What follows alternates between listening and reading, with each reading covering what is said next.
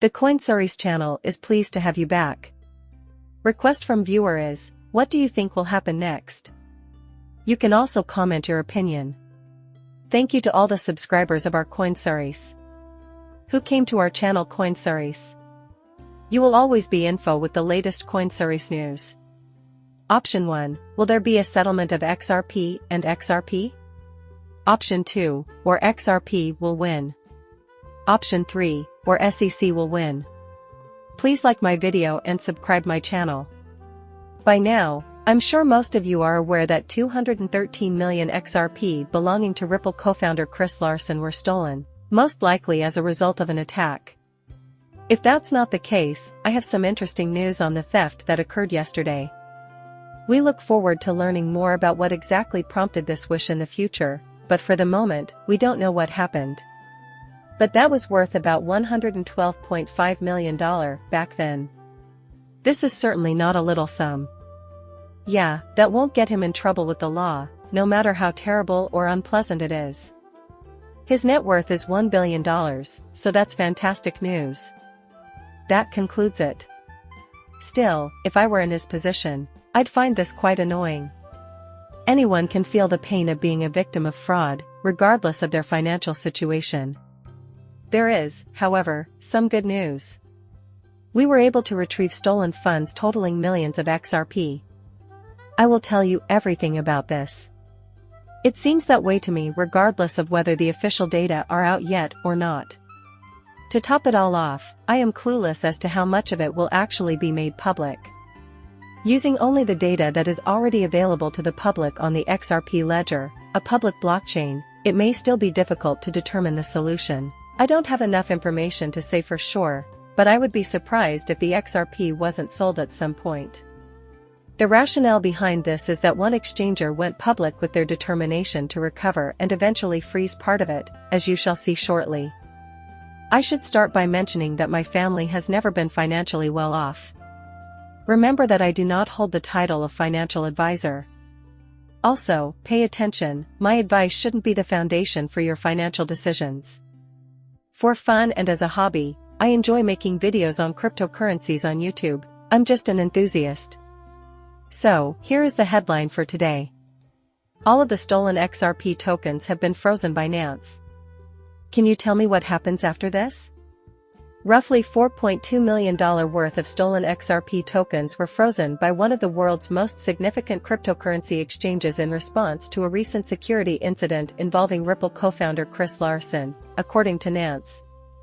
This makes me think of that funny incident from 2017 when exchanges could freeze XRP and any other cryptocurrency they held, including Bitcoin, Ethereum, and all the rest. Though I can't put my finger on exactly when it happened, I do remember that something was happening. The malicious Bitcoin maxi trolls may have been willfully ignorant or simply uninformed when they asserted that a large amount of XRP was frozen and that anyone may freeze their own XRP due to its centralized nature. Your Bitcoin wallet is controlled by a centralized exchange, not you or your keys. You mustn't be completely naive to believe otherwise. My recollection is that that happened here. Whatever the situation may be, Nance was only trying to stop the illegal hacker, or hackers, from making money off of their illicit activities. Hence, this will ultimately haunt him. So, I won't bother reading the rest of the essay. Allow me to cut to the chase and get straight to the point. This is a post that Richard Tang made. The world's largest cryptocurrency exchange by trading volume, Binance, has appointed a new CEO. The following are his words from this morning, February 1st. The good news is that the Binance team was able to securely freeze the XRP worth $4.2 million that the exploiter had acquired from Ripple. The exploit was known to them early on. Even though it's the next day, my son, I must pause to express my shock that Binance CEO caused the boo-boo to spread. None of Ripple's assets were compromised, and no Ripple XRP was stolen. Plus, 185,000 individuals have seen the message, as he mentioned. For this and other reasons, I feel compelled to bring it to your notice. Wow, that was fixed in the end, but I don't understand how he could have missed that before he published it. I am utterly astounded right from the start. Clearly, this was not the situation. In the early going, I'm sure it's just a case of my memory going out the window. While posting a video yesterday, the news had broken almost 2 hours earlier.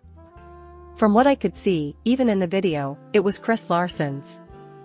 Well, the next day, we find ourselves in the same picture. I guess that's the way things are. He continues, we appreciate the community's efforts and the fact that it was brought to the notice of exchanges since, as usual, XRP did a fantastic job. Our efforts are complemented by the collaborative efforts of the Ripple teams. Worldwide, the price of XRP dropped slightly because of the news that was originally broken by XRP. This is a temporary setback. Also, we'll talk about how not everyone is happy with him soon. Whatever the case may be, as Binance CEO Richard Tang explains, we will support Ripple's investigations and efforts to recover the assets. This includes closely monitoring the exploiters' external wallets for any threats they may try to conceal. My goodness, I can't control how many comments I have, so I'll have to stop for a second. Because of this, I can't help but wonder, are you genuinely being conscious of and alerting the exploiter of your strategy? Is that anything you find good? Will indicate, you may as well just say a couple things. Is that section anything you've reviewed? Very well. Since you've frozen your wallet, the exploiter in question is highly unlikely to send XRP to it, that is completely clear to me. Publicly stating such a thing, however, will do nothing to fix the issue. Are they maybe watching? They might not be that stupid after all. There is just one person who is aware of these awful, evil people. Last but not least, he reassured everyone that our team is dedicated to keeping the environment safe. That's why we insist that projects and users get in touch with us if they have issues similar to these. The head of analytics and compliance at the XRP Ledger Foundation, Thomas Silker, actual name Jared, is an expert in the field. Richard Tang, CEO of Nance, was also commended for his responsible and timely response. One thing that makes this tweet hard to understand is that it doesn't say if the stolen accounts belong to Ripple or to Chris Larsen personally. 2. The investigation was initiated by the XRP Ledger Foundation simultaneously, ensuring that it was not published carelessly. When I saw it at XRP the following day, I figured, okay, fine. Perhaps in an effort to stay under the radar of the perpetrator, the XRP Ledger Foundation initially ran in stealth mode. The world is rocked when XRP makes his debut. So far, his message has been viewed by almost 2.2 million people. This is why Thomas Silcher is making the case that we did not carelessly share it on social media. In contrast to XRP, his apparent dissatisfaction with it is an intriguing point of view. Now that all of the material has been transferred, Ripple is taking the lead in the investigation on Chris's behalf. Here you may find the initial postings from 8:05 a.m. onwards that started it all, in case you happen to miss them. You can see where I am encircling the master if you look at the screen 2.2 million times. At the same time, the price of XRP started to fall. Here it is. Also, according to him, 213 million XRP appears to be Ripple's starting point. It is my deepest desire to offer my thoughts on this subject. It had just begun. This was also included in my video. It was my policy to scold those who were being intentionally dishonest. And with good reason, as though you were suggesting that XRP could be inherently flawed.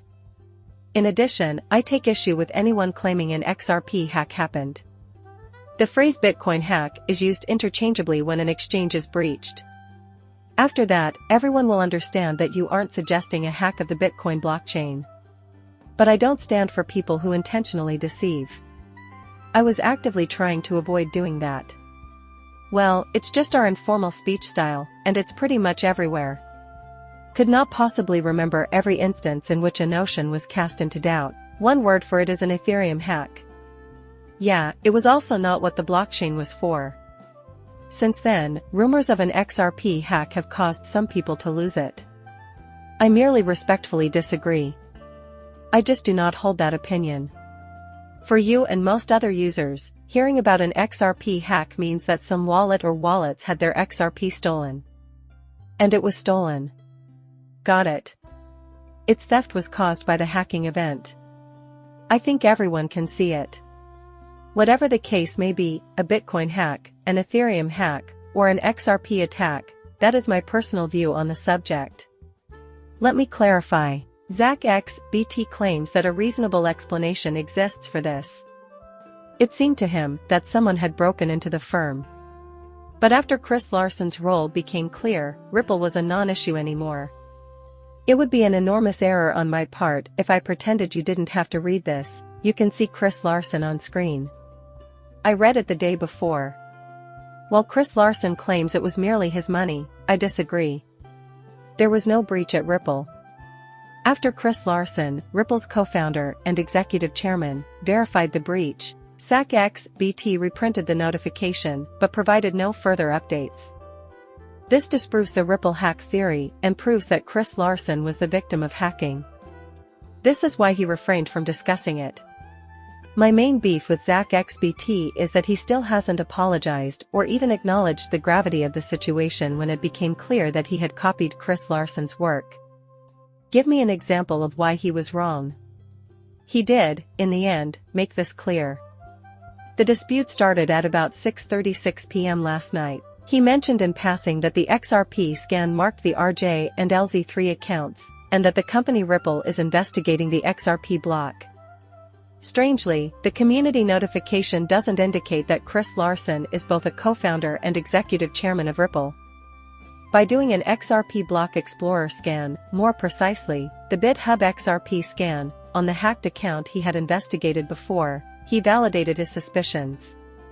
He made the statement that it appears as though Ripple is hacked due to its classification as such. He was actually somewhat evasive. He then said, "Alright, that's fair." He felt free to use it broadly due to its association with waves. I think he was trying to be honest when he tried to spill the beans. My one and only thought was, oh my god, don't be sneaky about this, when it was revealed that, contrary to the title, it was actually Chris Larsen's net Ripple. If you open it in full screen mode, you'll realize that it was actually a Ripple. My preference would have been for him to have stated it initially. Though Chris Larsen's personal XRP accounts were compromised yesterday, Ripple was reportedly unhacked, as stated in community notes on social media site X. Your Ripple wallets are secure, isolated from the Ripple exchange, and the authorities have been notified. No Ripple wallet has ever been compromised. Since the repair was essential, I think the community notification is fair. Okay, so XRP didn't supply it. Yes, I do get your argument. Whether XCBT is being truthful, he made a mistake and should have corrected it. So that's it. Moving on to the next. A few minutes ago, I shared some observations with you. Thomas, chair of the XRP Ledger Foundation, forwarded them to me. These wallets belong to Chris Larsen. The CEO of Nance, Richard Tang, responded, expressing his gratitude for Thomas's feedback on the previous phrase. In addition, the XRP Ledger Foundation should be recognized for their exceptional work in this area. I am encouraged by that. His recognition of it brings me joy. I still can't believe Binance CEO was so irresponsible as to miss the fact that Chris Larsen was the real culprit and not Ripple. Oh well. Never mind if Chris Larsen had his XRP accounts broken into and stolen. It doesn't mean Ripple's XRP isn't safe. At 6:53 p.m. Central Time this evening, I wrote a blog post about it. How the hell do some people's brains connect the two? I just don't get it. Everything about it is ridiculous. This is considered by all. I am unconcerned with the identity of the executive, board member, or Ripple employee who is compromised in the breach. The fact that they are compromised is important to me. He finds it repulsive, and I find it too. My point is that Ripple's handling of its own XRP assets, whether in an escrow account or not, is unaffected by the fact that a few individuals or groups within the company lose XRP as a result of a hack. Do you perceive the difference? What mechanisms allowed these minds to perform such complex calculations? Absolutely nothing about it is logical. People claim I lack substance. Since Chris Larsen is unable to get his own XRP, what hope does Ripple have for Rob Peters in Paris?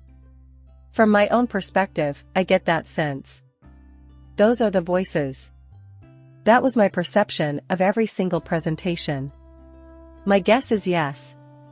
I think that's really ridiculous. It doesn't make any sense. Right after that, I recorded my shock at the XRP account hacking of Chris Larsen. I am clueless as to whether or not he will ever choose to make that knowledge public. But I can understand why individuals might be curious. If he does decide to warn others about the fraud, I hope it helps prevent others from falling for it.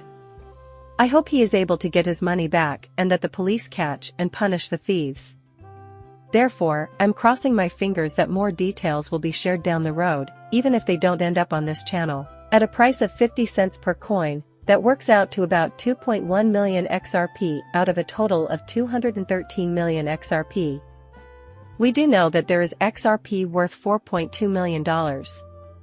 Nonetheless, that in no way excludes the prospect of further ideas. I mean, to begin with the help of the law and the police, we will be able to identify it.